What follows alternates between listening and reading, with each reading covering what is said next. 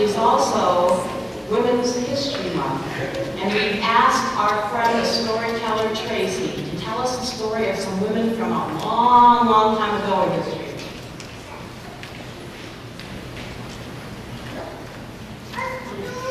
I'm guessing that if I were to ask you what book your favorite Bible story maybe came from, very few of you, if any, would say Numbers. But the story that I'm going to share with you today is actually a little gem tucked away in chapter 27 of the book of Numbers. And it takes place right at the end of the 40 years of the Israelites wandering around in the desert. And, interestingly, it takes place right after a census. So it's a timely story. Right after the second census, actually, of the 40 years of wandering there in the wilderness. At this point, many of the first generation has died off, or various things have happened. And so they needed the second census because they had another generation of people who were now getting ready to inhabit the promised land.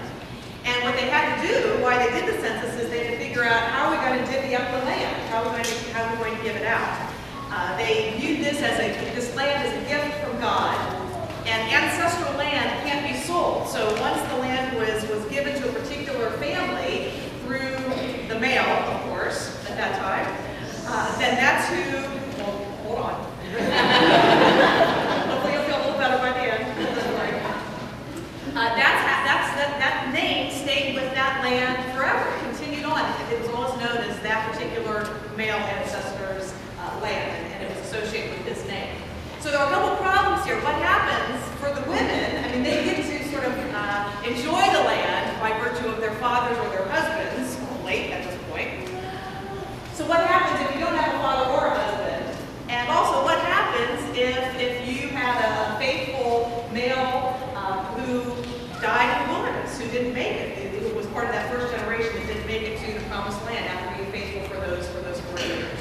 So this is a story. An explanation that I just gave you is longer than the actual story. Like I said, it's a little gem. But this is a story, and as far as I know, there might be other examples, but as far as I know, this is the first example of a women's lib, written down women's lib story in the Bible, anyway. And it was done by some very feisty young gals. Because they weren't married yet, we can assume that they were like tweens. You know, these were not adult women yet at this point. So kids, keep that in mind. The courage that these young women had going to their elders to say, look, we need to be taken care of as well, even though we're women. And we love our dad well enough that we don't want his name to be lost either. So here's the story of the daughters of Zelophehad.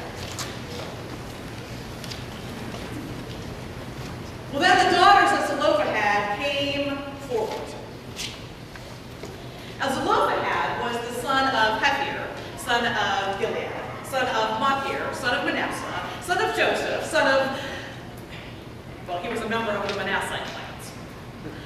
And his daughters' names were Mahlah, Noah, Hoglah, Milcah, and Tirzah. And these 5 young women, they came and they stood before Moses and Eleazar the priest and all of the other leaders there at the entrance to the tent of meeting. And this is what they said.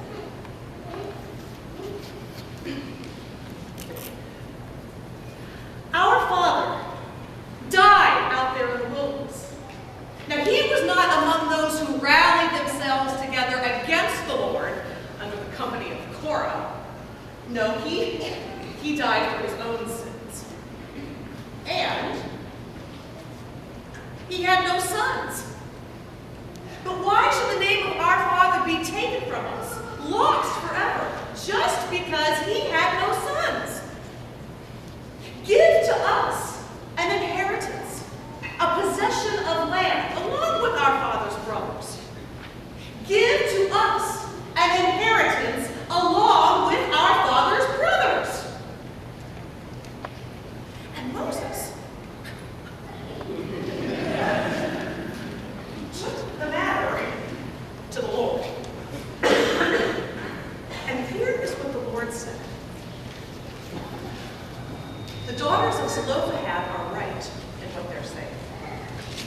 You are to indeed give them a piece of land, an inheritance, along with their father's brothers. And what's more, you shall tell all of Israel that from this point on, if a man dies and has no sons, his inheritance is indeed to go to his daughters. Now, if he has no daughters, it's to go to his brothers. If he has no brothers, it's to go to his father's brothers. If his father had no brothers, it's to go to his closest kin. So we're not quite there yet, but at least it was a step. But this is to be a statute and an ordinance. From now on,